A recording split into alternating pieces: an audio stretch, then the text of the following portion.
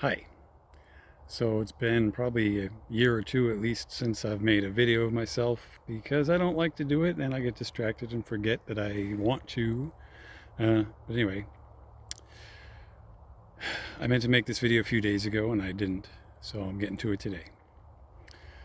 I want to talk about a dream I had. I like to think that dreams are pretty weird sometimes. Sometimes they're normal, sometimes they're mundane, uh, sometimes they're pretty weird.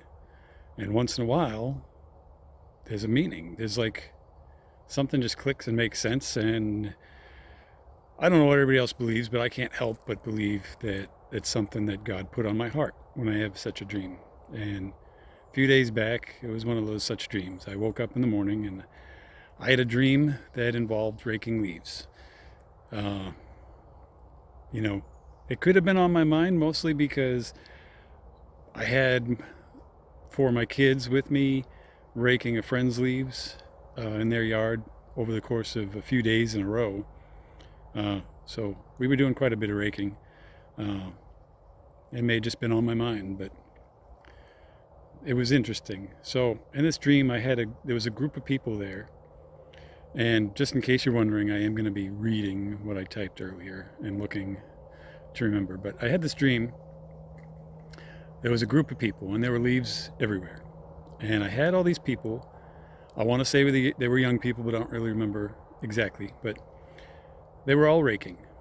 And at first, they raked quite a bit. But then after a while, almost nobody was raking anymore. People were just standing around, and I looked, and there were still leaves everywhere. Just maybe not as big of a mess, but there was still leaves everywhere. And I kind of wondered, how can I talk to these people and get them to rake? So I gathered everybody together to have a talk with them and encourage them that and this is probably something I've told my kids many times over the years when it came to, say, cleaning the house and doing things like that. If we all just worked together, the job wouldn't be that hard. It'd get done. Now, it's possible you're going to hear that and think, hey, I'm talking about, working together, teamwork, unity, but it's not really where I'm going.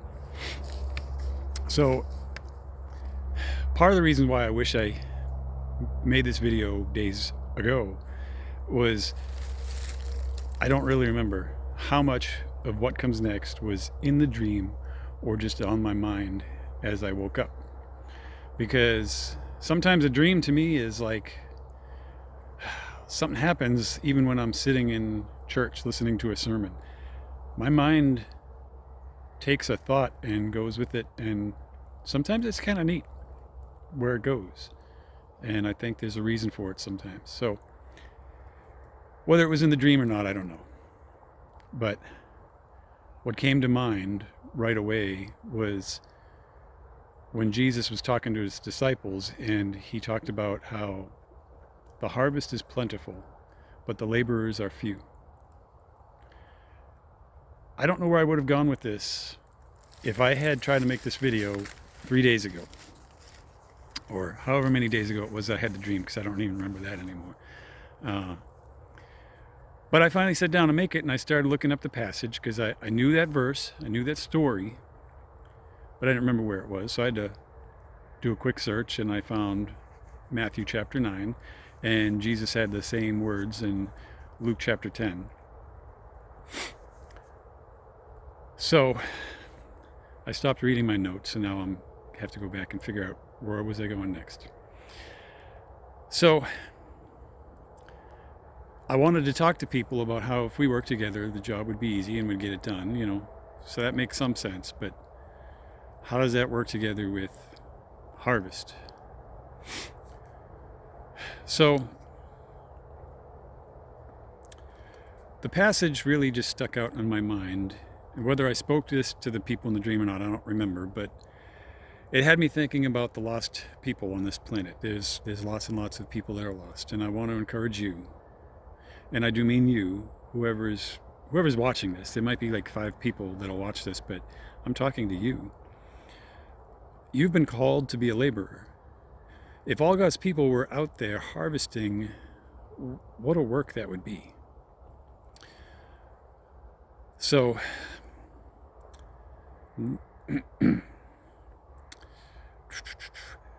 sorry, I sat down today to find the passages I needed, and I found, like I said, Matthew 9 and Luke 10, and those are good passages. And I'm going to touch on Matthew 9 in just a moment, because that is the main purpose. To call unto the laborers, the time is near. And I'm speaking slowly with intent because I really want to stress that the time is near. But more urgent than this is what else is spoken of that harvest. In Matthew 3:12, John, who we know came to prepare the way for Jesus. So at this point, he's talking about Jesus still coming. And Matthew 3, verse 12, John tells everybody how the one who's coming after him is going to separate the wheat from the chaff. He'll gather the wheat into the barn, and the chaff is going to be burned up. It sounds scary, right? Now, at the time, that's not quite what happened. When Jesus came, and this is one of those ways where sometimes the Bible's a little confusing because there's not many places where it's very clear that, hey, Jesus is coming, he's going to do these things, and then he's coming back and he's going to do these things. We just hear Jesus is going to do these things. And some he did, some are still to come. Now, he talked about that later on, but a lot of earlier scripture, we just made a lot of assumptions. Everybody made assumptions.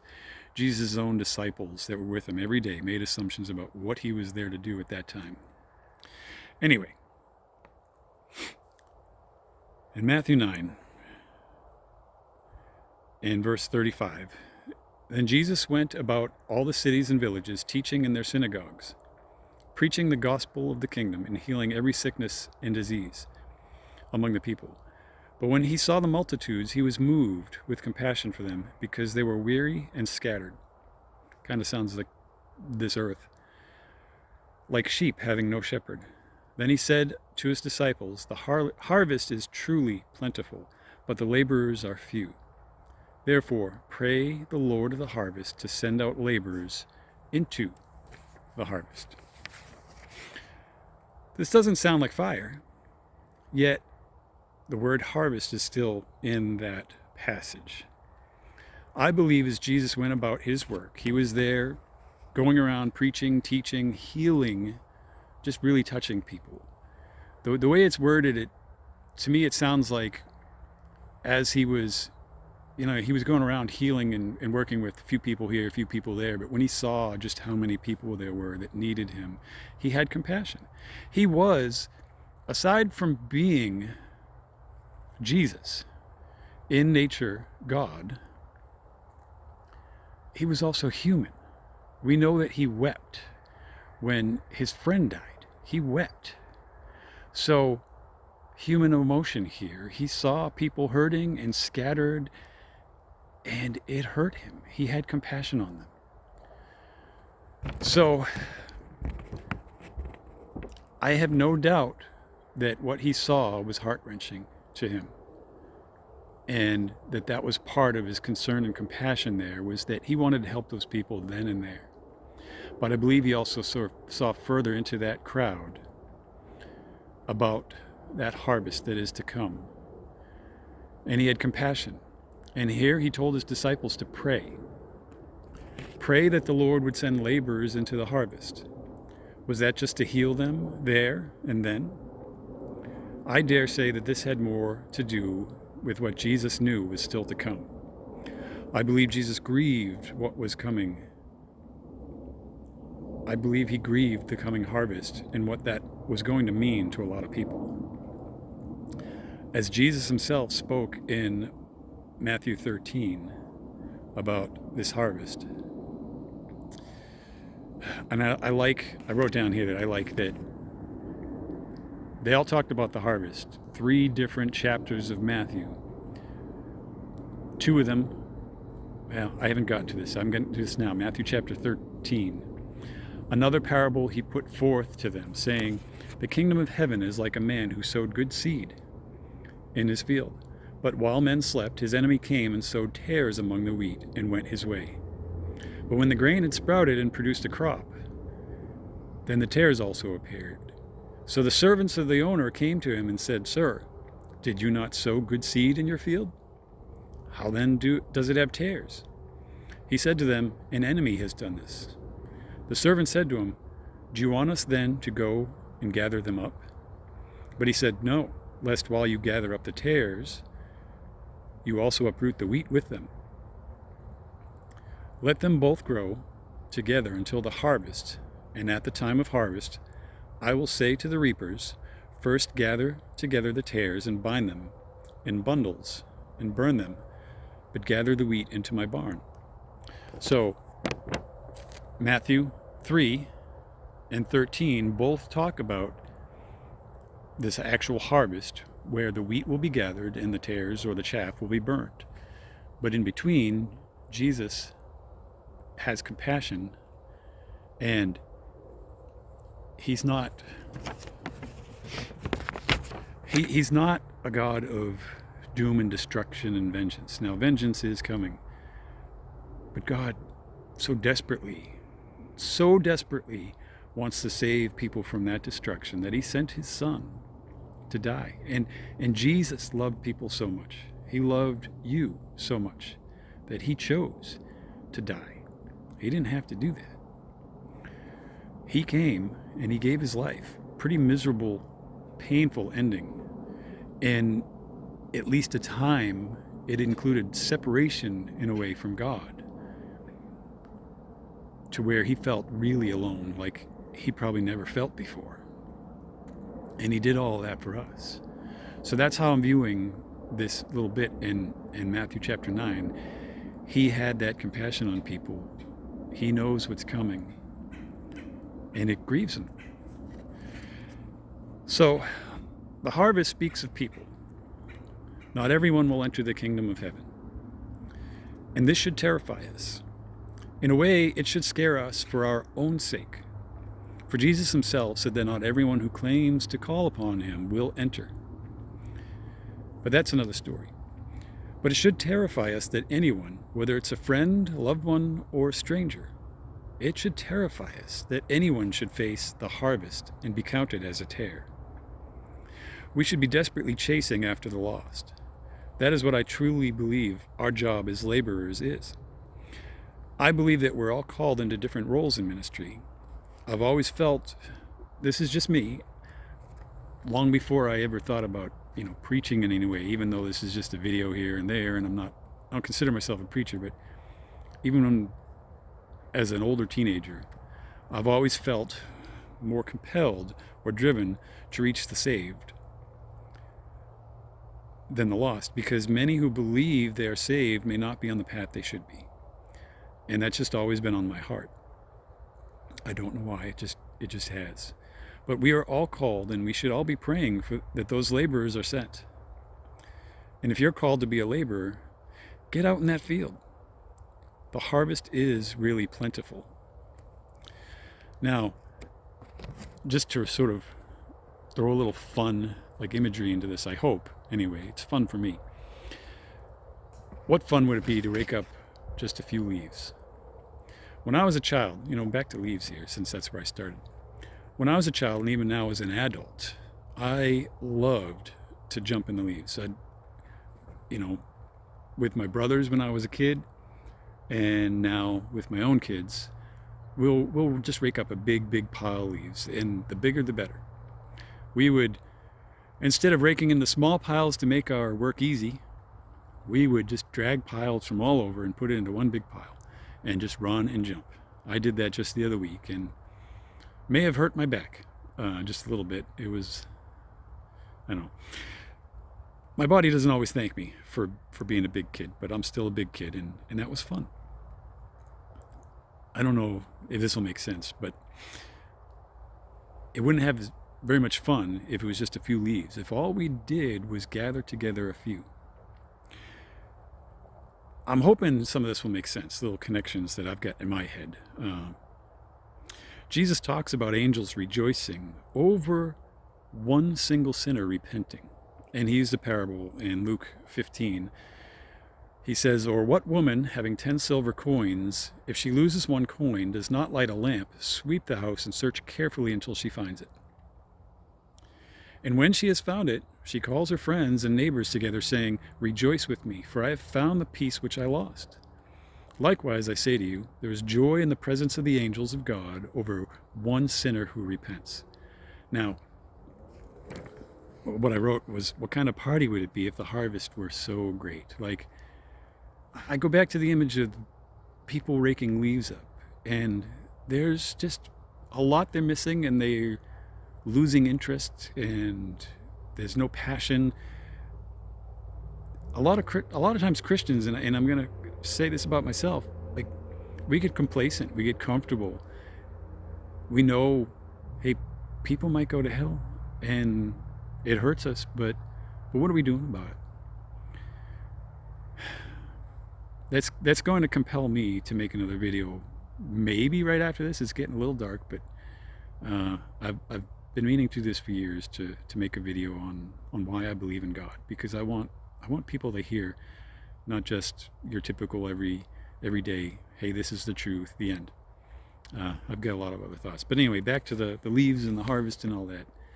Like, if the angels are going to rejoice over just one sinner that repents, imagine if we could turn more to Jesus. Imagine. I mean, think about it. I get lost in when I'm talking, and sometimes I talk too much, sometimes I talk too little, and I worry where my thoughts are going. Are people going to understand? Like, makes so much sense in my own head, but then I talk, and does it sound the same way? I have no idea. But anyway, that's about all I have, except for, my friends, Jesus is not on this earth walking physically where we see him today. I still believe he is grieved at the multitudes of lost, the hurting, the sick, the weary. He's not here ministering to them in person like he did back then. And his disciples, his closest followers that he sent out, they're not walking this earth today. But you're here, and I'm here. This is our job. We are Jesus' messengers. We are here to prepare for the harvest, and the harvest is coming. I hope this will make sense, and I hope that you will join me in sort of being fired up to just how big of a deal this is. We should be on fire to reach people, to save people. You know, sometimes I think you've probably all heard or imagined things like this, but just imagine huge crowds of people walking towards a cliff, and they're all walking right over the edge. And I mean, I want to actually make some pictures about this, because in my mind, I'm like, hey, watch out for the cliff. And people are shouting back, mind your own business, or I'm not hurting anybody, or why do you hate me? And I'm like, but I'm trying to save you. We face a lot. We face a lot of hatred today. We face a lot of trials and opposition and resistance, and most people don't want to hear about Jesus. There's a lot of reasons for that. Some includes actually hateful people in the church that just go around pointing fingers and judging everybody, and instead of loving them. There's a balance in there. That's another topic altogether, but it's not either this way or that way. We can teach people the truth without being hateful, and we can love them without lying to them. Again, that's another story, but it's not easy. I don't know if anybody's still listening, because it's getting a little long, but I know it's not easy. I know it's hard to talk to people about Jesus. I'm scared to death of talking to people about, if I get charged too much on a receipt, I have a hard time speaking up. Imagine how hard it is for me to just say, hey, let me tell you about Jesus. There's a whole harvest out there. more people than you can imagine out there that are struggling, they're suffering, they're in pain, they're lost. They look to the world for answers, and there are none there. Some of them fool themselves into thinking they've got things figured out, but they're really lost, and we need to save them. We need to be the light. We need to guide them. Anyway, the harvest is coming. I don't know when it'll be. When Jesus left, he told his disciples he didn't know exactly when it would be. But it is coming. I hope you're prepared for that. And I hope you're preparing your friends and loved ones and everybody you meet for that. Anyway, God bless. I hope you all have a good day.